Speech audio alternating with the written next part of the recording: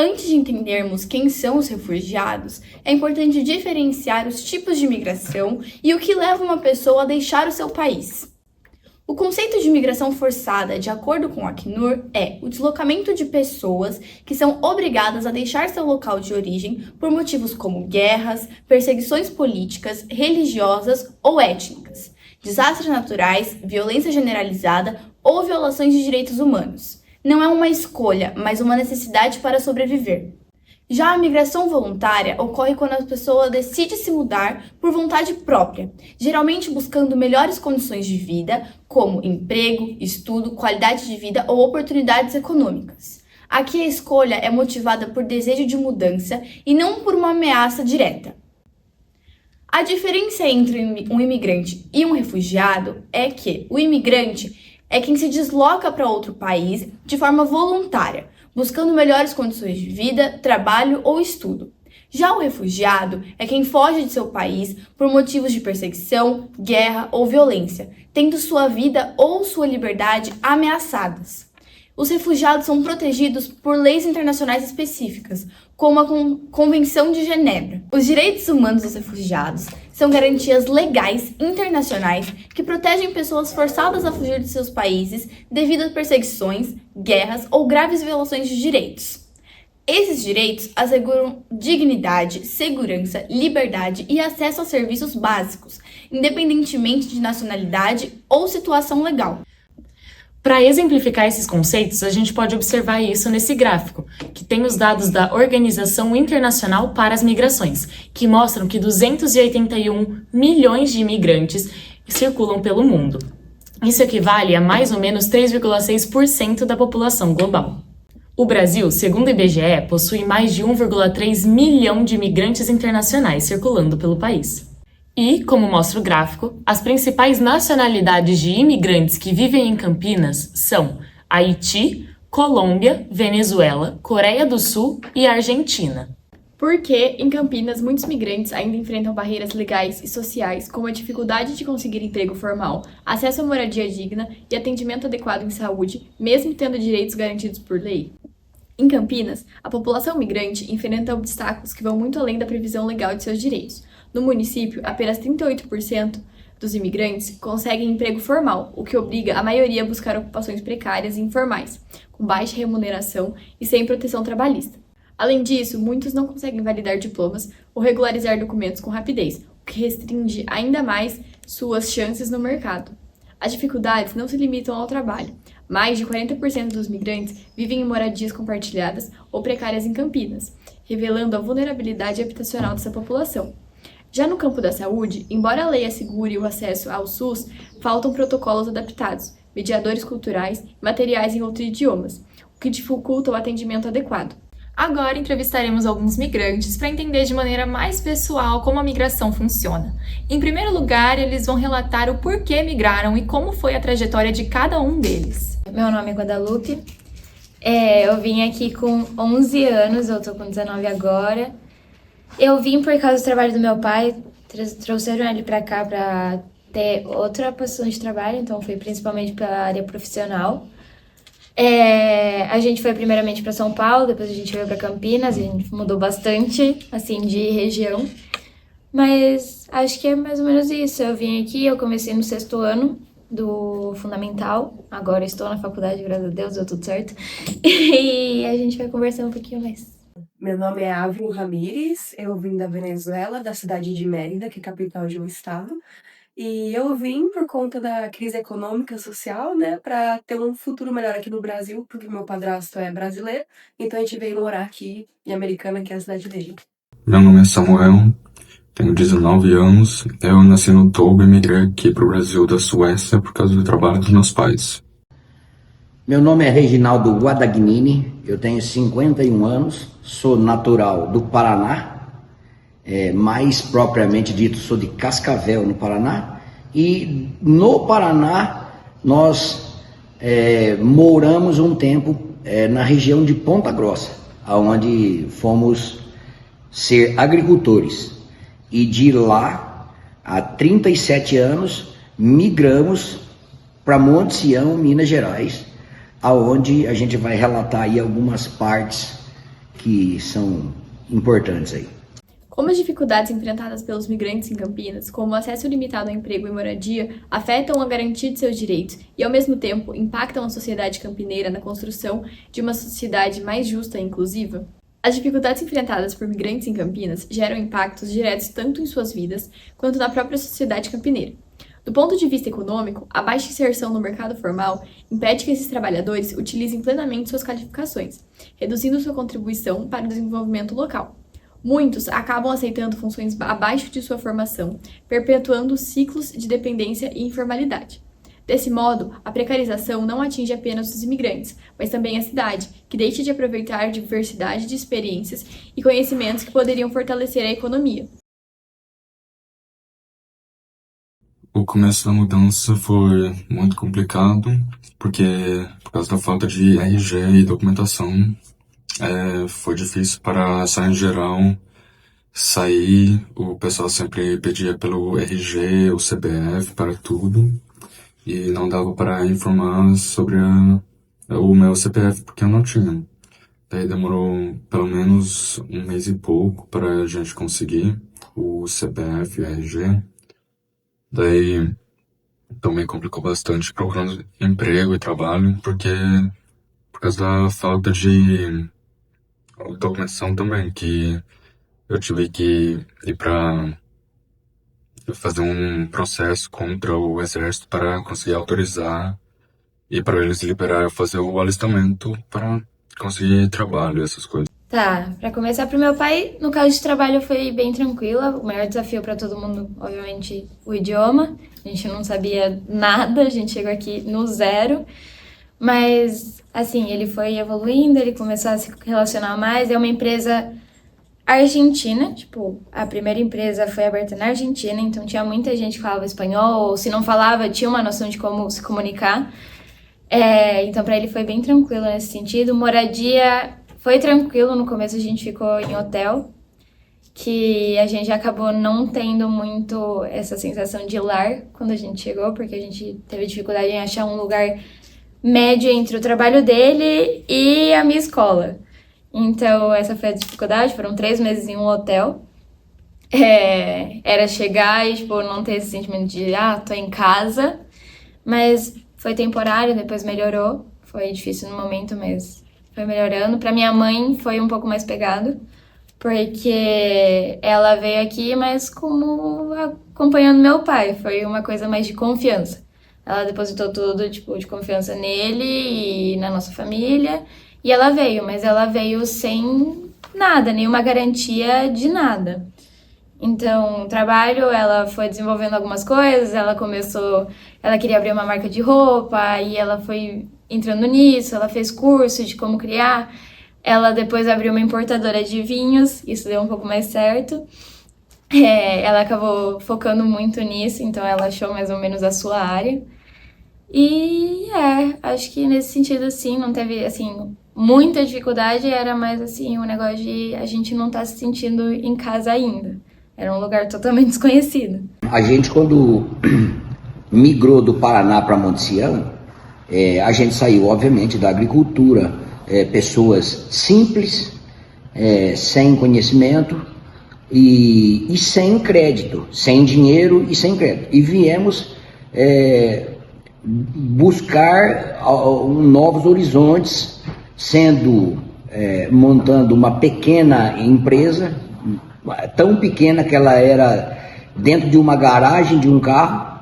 E aí a gente enfrentou o preconceito, a falta de crédito, como nós viemos do Paraná para cá, e foi uma época que veio muita gente do Paraná para cá, porque nós lá tínhamos uma atividade de agricultura familiar, então a gente praticamente plantava para comer. E aí enxergamos que aqui tinha um potencial de crescimento, em buscar uma melhora de vida.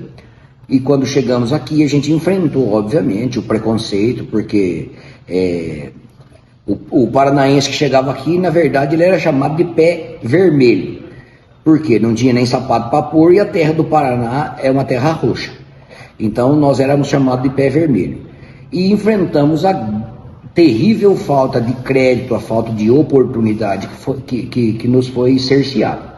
Assim, eu vim pra cá e a questão do trabalho para meus pais foi o seguinte: meu pai trabalhava lá na Venezuela, numa empresa, e ele foi meio que transferido pra cá. Tipo, um trabalho transferiu, achou outra coisa, mais ou menos.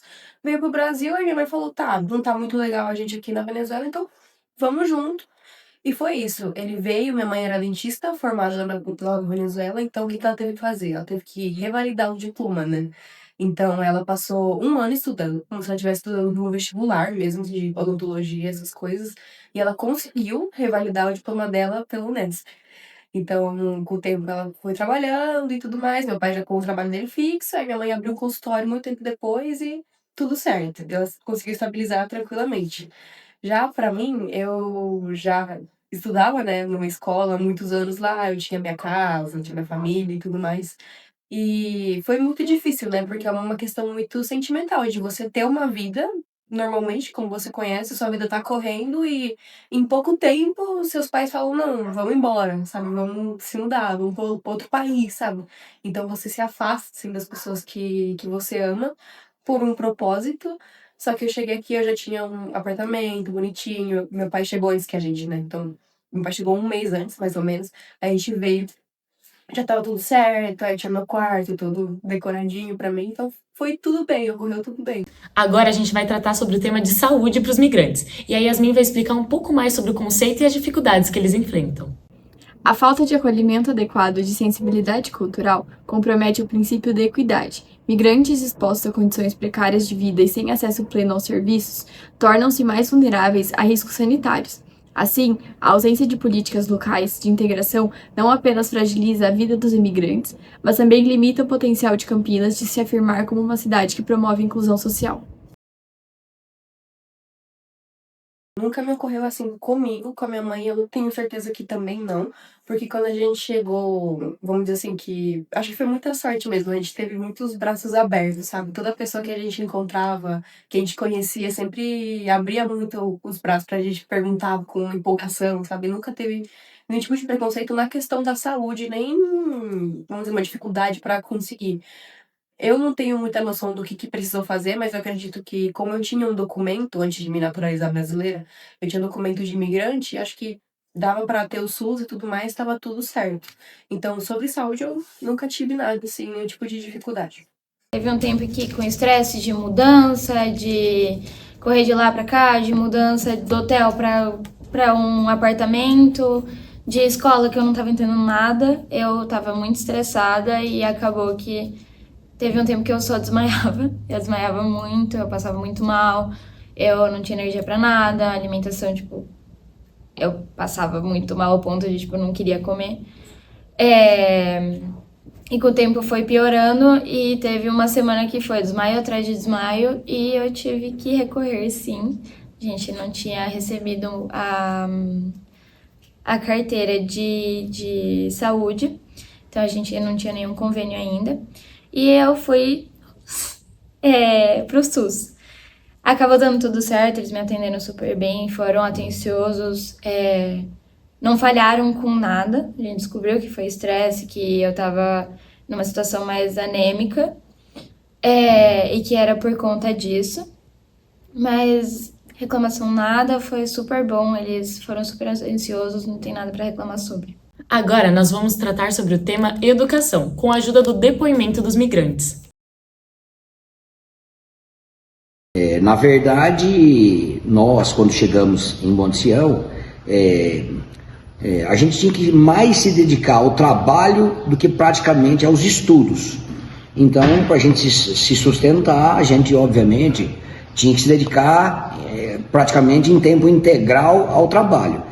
Então, a gente não tinha condição de ficar debruçado em cima de livros e, consequentemente, na escola a gente não tinha uma desenvoltura igual a de todo mundo que tinha essa condição de estudar. Então, ali, de novo, a gente sofria um outro preconceito que era, né, a intelectualidade baixa e coisas assim que são... Até hoje isso é comum de acontecer.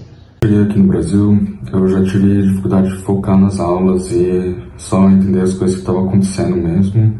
Eu não conseguia registrar muito do que estava sendo falado já.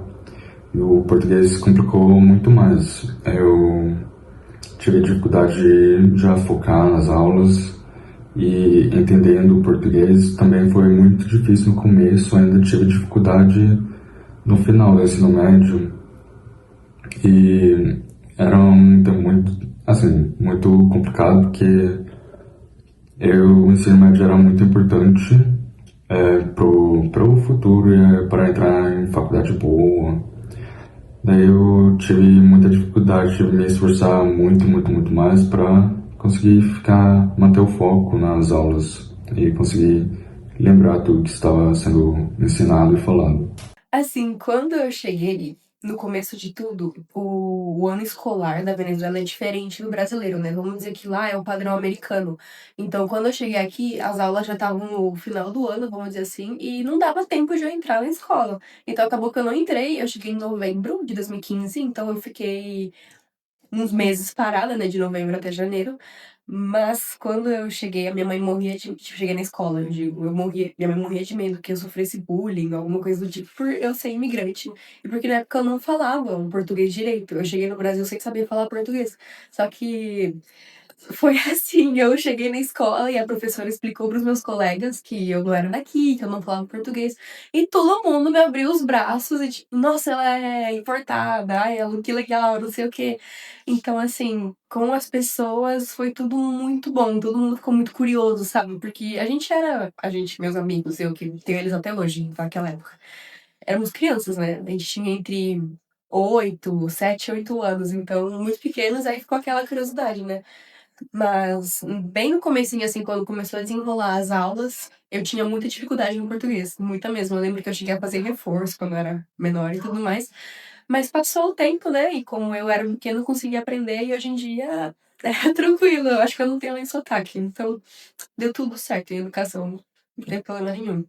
Então, quando a gente chegou, como eu falei, foi em São Paulo. Então, a gente foi numa escola lá que é internacional. Então, tinha muita gente de outros lugares e tudo mais. E de acolhimento, assim, a gente não sentiu muita falta. Foi mais a sensação de, eu não sei como me comunicar com vocês, como que eu vou falar. E eu tinha que falar inglês, só que minha base de inglês também não era tão fluente assim. Então, sempre acabava faltando alguma coisa para eu conseguir desenvolver a ideia que eu tinha para falar, de comentar tudo. Eu tinha que pensar muito antes de falar. Então, eu acabava não fluindo direito. Mas foi a parte mais tranquila, digamos. A parte difícil mesmo foi a escola, matéria, seguir o que o professor estava falando, porque era tudo em português e eu não tinha nada do idioma. Então foi a parte difícil pra mim. A Oli, que é a minha irmã, ela não teve muito problema porque ela chegou nenenzinha, 3 meses. Então ela já se inseriu antes da alfabetização. Então ela já não falava, ela começou a falar em português. Então ela teve muita facilidade com isso. Qual foi sua maior dificuldade enfrentada durante e depois do processo migratório? E como você lidou com isso? Como eu mencionei lá na primeira pergunta, nós sofremos muito com a falta de crédito, né, a falta de oportunidade. Então, só para dar um exemplo, né, para ilustrar melhor, aqui Monte Sião é a capital nacional do tricô. Então, aqui se vive basicamente de uma monocultura. Então, aqui se faz blusas. Para fazer a blusa é necessário que se compre o fio.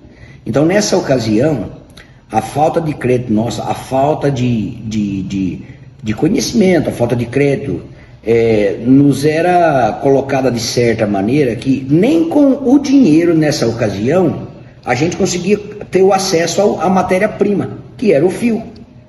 Então isso levou nós a ter uma dificuldade imensa de prosperar enquanto uma microempresa, e daí nos obrigou, o meu pai nos colocou a condição para que eu e meu irmão fôssemos trabalhar no setor hoteleiro. E então a gente foi trabalhar no setor hoteleiro para que isso trouxesse um básico da sustentabilidade de dentro de casa, para que as coisas futuramente tomassem um novo rumo. Então a gente foi caminhando passo a passo, para citar um exemplo, o fio ele vem em caixa. Nós conseguimos comprar só as cores que não estavam na moda e, além de tudo, a gente tinha que comprar os conezinhos de prateleira. Por quê? Porque os fios bons de caixa e das cores que estavam na moda eram, obviamente, destinados às pessoas que tinham nome, que tinham dinheiro e que são pessoas reconhecidas na sociedade, né? Então a gente enfrentou essa dificuldade imensa, que foi a maior que nós passamos. Isso durou um período aí de uns 5 anos. Então a gente passou por esse período aí, que foi um período extremamente complexo, muito tenso, mas passou. Por conta do trabalho dos meus pais, eu vivi mudando desde pequeno. Não tem nenhum tempo que a gente viveu mais do que 5 anos num país. Sempre foi menos, até na Suécia. Daí eu nasci no Togo. Já depois de 1 ano a gente mudou para Brasil. Ficamos lá uns 2, 3 anos talvez e mudou para Suécia. Continuou, a gente ficou na Suécia até eu tinha uns 7 anos e mudamos para o Brasil já, ou para Uganda.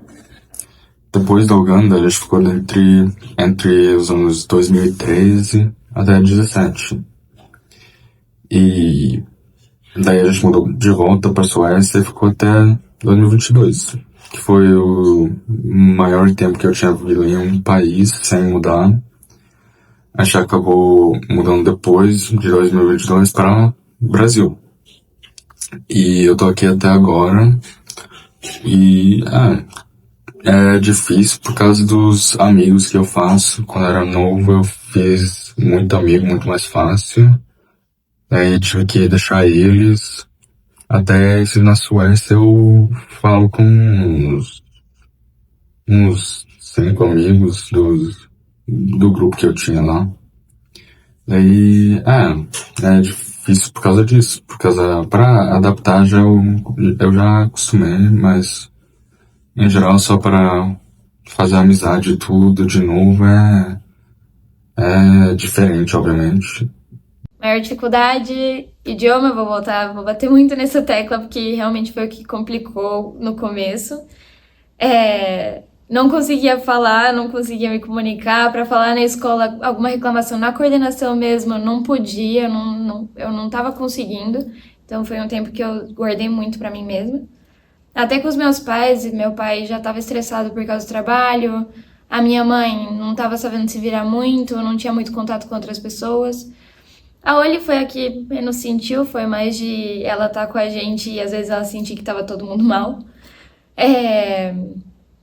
Mas assim, o que foi chato mesmo pra gente, no geral, como família, foi esse ponto de meu pai trouxe a gente e acabava que ele se sentia muito culpado quando a gente tava mal. E eu tive meses de voltar da escola, ter lição de casa e querer chorar e chorar o tempo todo. Tinha vezes que ele ficava acordado comigo depois de voltar do trabalho. Ele chegava umas 8 em casa, a gente jantava e ele tinha que sentar comigo e a gente ficava até 4 horas da manhã estudando um texto que eu precisava pro dia seguinte ou pra semana próxima, e a gente estudava isso por horas. E era eu chorando, ele chorando do meu lado, a minha irmã com a minha mãe tentando acalmar minha irmã. E, bom, foi chato, foi tempo bem complicado, mas agora deu tudo certo, só foi mesmo no momento. Eu acho que eu nunca tive a oportunidade de falar sobre isso assim tão publicamente, né? Mas uma questão que abrange muito a mim e acredito que a qualquer imigrante de qualquer parte do mundo é a saudade, né? É uma coisa muito forte, gente, principalmente quando você sai do lugar onde você cresceu, onde você se acostumou a viver e vai para outro onde não tem a sua família, não tem os seus amigos, não tem sua escola, sabe? Tudo pesa muito, cada detalhe. Desde você não poder dormir na sua cama, que você conhecia como sua, agora tem que se acostumar com outra, não poder ir na sua escola, ver os seus amigos, mas como você fazia todo dia, não ter mais um domingo, um churrasco de família. Lá a gente não tem muito churrasco, no caso, mas um exemplo, pra ser mais abrangente, assim, não tem um churrasco de família, sabe? É muito diria que é muito solitário. É um processo assim, que mesmo que você vá para um país onde você já tem uma, tipo, conheço gente, não sei o quê. No meu caso, meu padrasto tinha a família do meu padrasto, que é a minha família também. Mas é aquele sentimento de onde eu tô, sabe? Tipo, eu pertenço aqui mesmo. E você, comumente, ou dependendo muito da pessoa, você não se sente, sabe, naquele lugar. Não interessa quantos anos se passam. Tipo, eu tô há 10 anos, quase 10 anos, mês que vem são 10 anos no Brasil. E eu não me sinto brasileira, sabe? Mesmo falando português, estudando aqui, vivendo uma adolescência no estilo brasileiro, vamos dizer, eu não me sinto, sabe, brasileira. Mesmo tendo um documento que agora diz que eu sou brasileira por naturalização, eu não me sinto como tal, porque pra mim eu sempre vou ser venezuelana, sempre sou eu, sabe? É o meu coração, é onde eu nasci, onde eu cresci, onde eu me alfabetizei, onde eu gente, tudo, aprender a ler, escrever, sabe? Os primeiros amigos, a escolinha, primeiros pets, sabe? Tudo, tudo, tudo é sobre lá, sabe? Eu sempre. Não tem um dia na minha vida que eu não pense sobre o que eu passei lá e sobre quem eu sou de verdade, sabe? Mas eu acho muito legal estar aqui podendo conversar sobre isso, porque é uma maneira da gente abranger a diversidade, né? Que existe na sociedade que a gente tem. Sabendo que tem muitos venezuelanos aqui no Brasil agora, né? De 2015, que foi o ano que eu vim pra cá, só aumenta o número de venezuelanos e não só venezuelanos, qualquer imigrante hispânico, sabe? De qualquer canto do mundo. Acho muito legal a gente falar sobre isso e pra mim é uma questão até hoje, mas acho muito importante todos nós nunca esquecermos de quem somos, sabe? Então, é difícil, mas vale a pena, no final vale muito a pena. Anteriormente, Yasmin explicou sobre duas problemáticas que afetam significativamente a vida dos indivíduos migrantes no país. Na primeira é abordado o fato de que os migrantes têm os seus direitos assegurados por lei, mas em seu dia a dia seguem enfrentando dificuldades de inserção social. Já na segunda, o problema é que a falta de conscientização a despeito dos direitos dos migrantes acaba impactando, mesmo que indiretamente, suas próprias oportunidades de emprego, moradia e saúde, transformando Campinas em uma cidade cheia de incoerências sociais. Diante dessas questões, podemos cogitar algumas possíveis soluções, como programas comunitários de convivência em escolas, incentivando o contato entre brasileiros e imigrantes, como eventos culturais, feiras gastronômicas, intercâmbios e etc. Como um bom exemplo de programa bem-sucedido nesse aspecto, pode ser citado o Festival Gastronômico Refúgio dos Sabores, feito em Salvador pela UFBA, em 2022, que abarcou representatividade culinária de imigrantes e refugiados que residem em Salvador. Além disso, também pode-se criar centros de atendimento a indivíduos migrantes, fornecendo-lhes apoio psicológico e conscientização sobre seus direitos na sociedade brasileira, independentemente da sua condição migratória. Como exemplo de programa nacional que obteve êxito nesse quesito, pode ser citado o Centro de Referência e Atendimento para Imigrantes, o CRAI, em São Paulo, que tem enfoque em garantir apoio aos migrantes residentes no Brasil. Outra possibilidade são programas de capacitação e requalificação profissional gratuitos, para alinhar as competências às demandas locais do mercado. Por exemplo, aulas de língua portuguesa ou de ofícios requisitados no mercado de trabalho atualmente.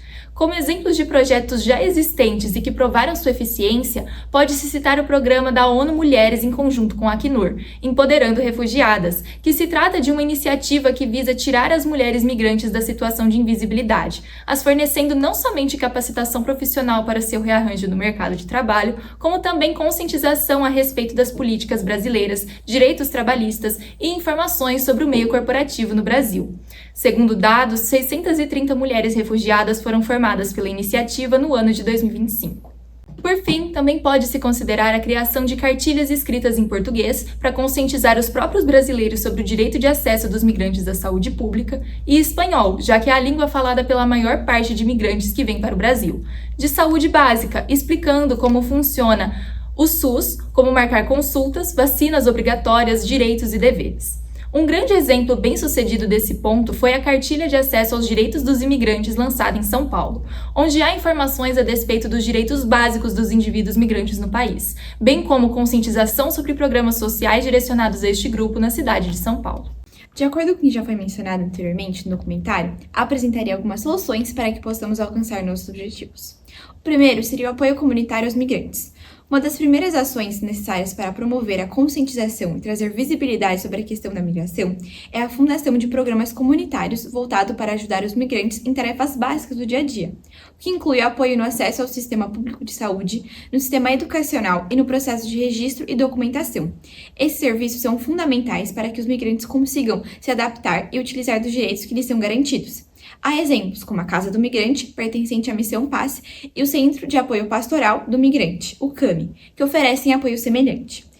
Outra medida importante é a criação de programas gratuitos de capacitação e requalificação profissional.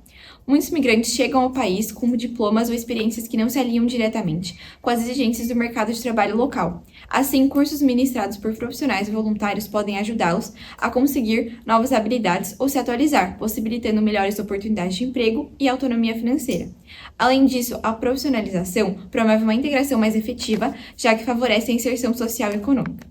Por fim, é necessário combater a desinformação e a xenofobia que circulam, sobretudo nas mídias sociais, através de campanhas de conscientização digital. O uso de hashtag contra as fake news, a publicação de conteúdos explicativos sobre quem são os migrantes, quais são seus direitos e as dificuldades que enfrentam podem contribuir para desconstruir preconceitos. Esse engajamento digital ajuda a ampliar a empatia, fortalece o combate à intolerância e cria um ambiente mais justo e inclusivo no espaço virtual e na convivência cotidiana. Agora, para entendermos um pouco mais sobre instituições que ajudam os imigrantes, vamos passar um vídeo institucional sobre o Missão Paz, com o apoio do Centro Acadêmico de Relações Internacionais Cari Bertalutz, da FACAMP. O vídeo foi disponibilizado para a gente, para que vocês consigam entender um pouco mais de como é essa instituição. Bom, eu sou Miguel Ahumada, eu cuido da comunicação aqui da Web Rádio Migrantes e toda a parte de comunicação aqui da Missão Paz. Eu sou Poliana, eu trabalho no Centro de Estudos Migratórios. Eu sou responsável pelas visitas guiadas e pelas parcerias com as universidades, escolas, para poder apresentar aos alunos, estudantes, pesquisadores a nossa instituição. Bom, o trabalho da Missão Paz, como é interessante explicar um pouco, né? Ele vem um trabalho de mais de 80 anos, aqui especialmente a Missão Paz, Igreja Nossa Senhora da Paz, é uma instituição que existe em 36 países, o carisma é migração e refúgio. Nós temos serviço de documentação, temos serviço jurídico, centro de estudo migratório, temos a parte de comunicação, web e rádio, temos a Casa do Migrante, temos atendimento jurídico, cursos de português, cursos de capacitação, temos a parte de saúde que é importante hoje em dia na chegada dos migrantes, refugiados e apátridas. E a Missão Paz, no geral, é uma referência no trabalho com migrantes e refugiados.